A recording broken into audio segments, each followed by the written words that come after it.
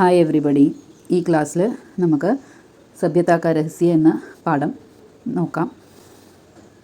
പാഠത്തിൻ്റെ സമ്മറി പരിചയപ്പെടാം. അപ്പോൾ ആദ്യം ലേഖകനെ കുറിച്ചിട്ടുള്ള ഇൻഫർമേഷൻസ് ആണ്. മുൻഷി പ്രേംചന്ദ് ജിയാണ് ലേഖക്. അദ്ദേഹം ജനിച്ചിരിക്കുന്നത് 31 ജൂലൈ 1880 ലംഹിയിലാണ്. അദ്ദേഹത്തിന് മൃത്യു സംഭവിച്ചിരിക്കുന്നത് 8 ഒക്ടോബർ 1936 അദ്ദേഹത്തിന് പ്രമുഖമായിട്ടുള്ള കൃതികളാണ് മാൻസരോവർ, നിർമ്മല, മാധുരി, ഗബൻ, ഗോദാൻ. അദ്ദേഹത്തിന് ഉപന്യാസ് सम्राट എന്ന രീതിയിലാണ് അറിയപ്പെടുന്നത്. അപ്പോൾ നമുക്കിനി സമ്മറിയിലേക്ക് കിടക്കാം. सभ्यता का रहस्य कहानी हिंदी साहित्य जगत के महत्वपूर्ण लेखक प्रेमचंद जी के द्वारा रची गई है. ഹിന്ദി സാഹിത്യ ജഗത്തിലെ അറിയപ്പെടുന്ന ലേഖകന്മാരിൽ ഒരാളായ പ്രേംചന്ദ് ജിയാണ് ഈ കഹാനി എഴുതിയിരിക്കുന്നത്. हिंदी कहानियों में अपने परिवेश से आसपास के जीवन से जुड़ी रहने वाली कहानी लिखने में പ്രേംചന്ദ് ജി നിപുൺ थे. അതായത് അദ്ദേഹത്തിൻ്റെ ചുറ്റുപാടിലുള്ള കഥകളാണ് കൂടുതലായിട്ട് എഴുതിയിരുന്നത്. അത് കാരണം കൊണ്ട് തന്നെ ആൾക്കാർക്ക് വളരെയധികം റിലേറ്റ് ചെയ്യാൻ പറ്റുന്ന രീതിയിലുള്ള ഒരു എഴുത്തുകാരനായിരുന്നു അദ്ദേഹം. इस कहानी में उपन्यास सम्राट प्रेमचंद जी ने समाज के सभ्यता के दृष्टिकोण पर तीखा कटाक्ष किया है. ഈ കഹാനിയിൽ ഉപന്യാസ് സമ്രാട്ടായ പ്രേംചന്ദ് ജി സമൂഹത്തിൻ്റെ ഒരു ആറ്റിറ്റ്യൂഡിനോട് ഒരു സർക്കാസ്റ്റിക് ആയിട്ടുള്ള അപ്രോച്ചാണ് ചെയ്തിരിക്കുന്നത് എന്നാണ് പറഞ്ഞിരിക്കുന്നത്. ഒരു സർക്കാസ്റ്റിക് ആയിട്ടുള്ള രീതിയിലാണ് അദ്ദേഹം ഈ കഹാനി എഴുതിയിരിക്കുന്നത് എന്നാണ് ആ വാക്കുകളിൽ പറഞ്ഞിരിക്കുന്നത്.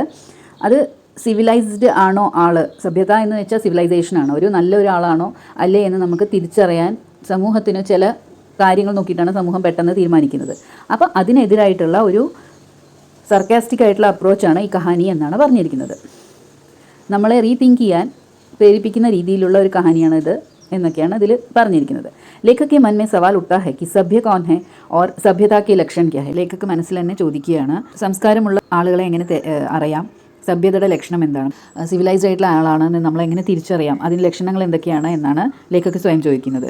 കിസി കോ ദേഖ്നെ സേ ഹി ഉൻകെ സഭ്യ യാ അസഭ്യ ഹോനെ കാ നിർണയ കിയാ ജാ സക്താ ഹൈ. നമ്മൾ ഒരാളെ കണ്ടു കഴിഞ്ഞാൽ അദ്ദേഹത്തിനെ ആ കണ്ട കാഴ്ചയിൽ തന്നെ നമുക്ക് പറയാൻ പറ്റുമോ അദ്ദേഹം സംസ്കാരമുള്ള ആളാണോ അല്ലേ എന്ന് നമുക്ക് കണ്ടു നോക്കിക്കഴിഞ്ഞാൽ അറിയാൻ പറ്റുമോ എന്നാണ് ലേഖക് ചോദിക്കുന്നത്.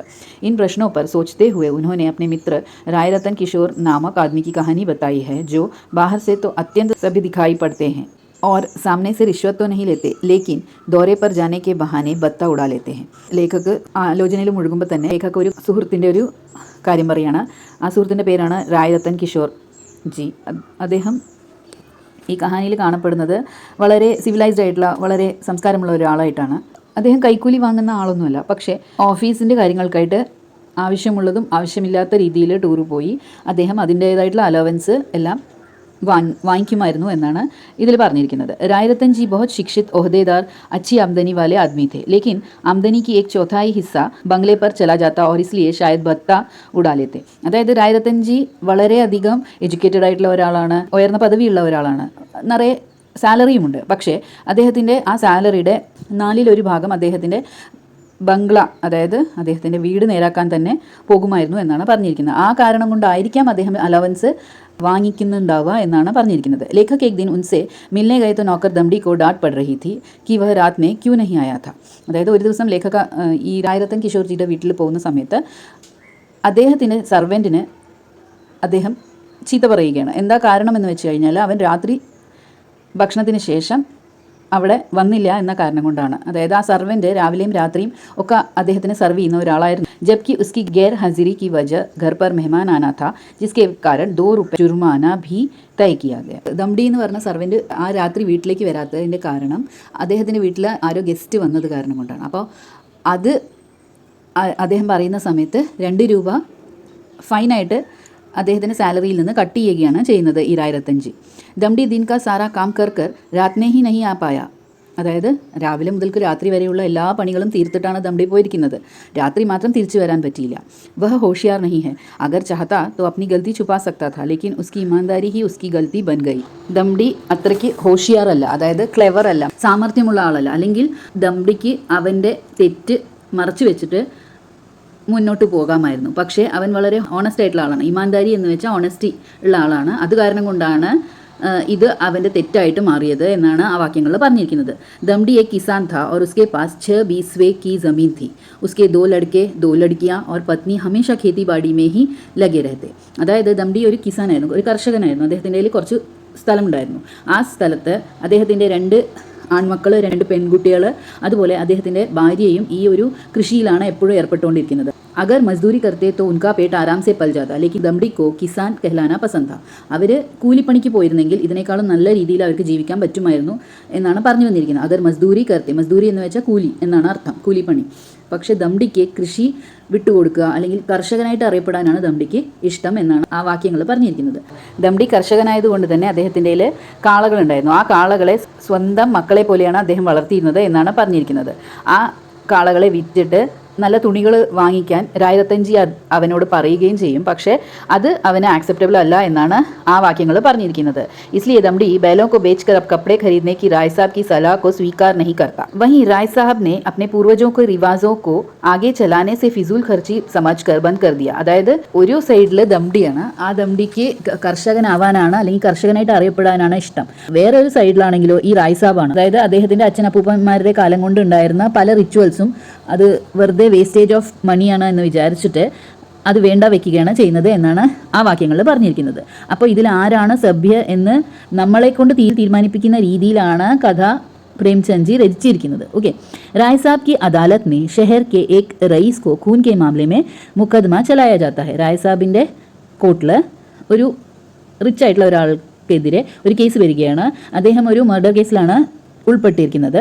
जहाँ पर राय साहब की पत्नी ने रईस की पत्नी से रिश्वत के 20,000 लेती है. അതായത് ഇവിടെ റായ് സാബിൻ്റെ ഭാര്യ ഈ റിച്ച് ആയിട്ടുള്ള ആളുടെ ഭാര്യയിൽ നിന്ന് 20,000 രൂപ വാങ്ങിക്കുകയാണ് ചെയ്യുന്നത്. दमड़ी अपने भूखे बैलों के लिए चारे के लिए रात को घर से खेतों में जाकर चारा काटता है, पर उसे एक थाने के सिपाही ने पकड़ लिया. അതായത് ദംഡി ഇതേ സ്ഥാനത്ത് അദ്ദേഹത്തിൻ്റെ കാളകൾ വിശന്ന് വലഞ്ഞിരിക്കുകയാണെന്ന് അറിഞ്ഞിട്ട് രാത്രി പാടത്ത് പോയി അവർക്ക് വേണ്ടിയിട്ടുള്ള തീറ്റ മുറിക്കുകയാണ്, പുല്ല് മുറിക്കുകയാണ് എന്നാണ് പറഞ്ഞിരിക്കുന്നത്. ആ മുറിക്കുന്ന സമയത്ത് ദംഡിനെ ഒരു പോലീസ് ഇൻസ്പെക്ടർ പിടിക്കുകയും അതിനുശേഷം ജയിലിലിടുകയും ആ കേസ് റായ് സാബിൻ്റെ മുൻപിൽ വരികയാണ് ചെയ്യുന്നത്. वह राय साहब की अदालत में पहुंच जाता है. अदालत में राय साहब उनके नौकर होने के कारण दमड़ी को 6 महीने की सज़ा देते हैं. वहीं शहर के रईस को जमानत मिल जाती है. അപ്പോൾ കോർട്ടിലായിരിക്കുന്ന സമയത്ത് റായ് സാബിൻ്റെ സർവൻ്റാണ് ദംഡി എന്ന കാരണം കൊണ്ട് മാത്രം റായ് സാബ് എന്താ ചെയ്യുന്നതെന്ന് വെച്ചാൽ 6 മാസത്തെ ശിക്ഷയാണ് അവന് വിധിക്കുന്നത്. അതേ സ്ഥാനത്ത് മർഡർ കേസിൽ ഉൾപ്പെട്ട റിച്ചായിട്ടുള്ള ആൾക്ക് ജാമ്യം കൊടുത്ത് പറഞ്ഞേക്കുകയാണ് ചെയ്യുന്നത് എന്നാണ് ആ വാക്യങ്ങൾ പറഞ്ഞിരിക്കുന്നത്.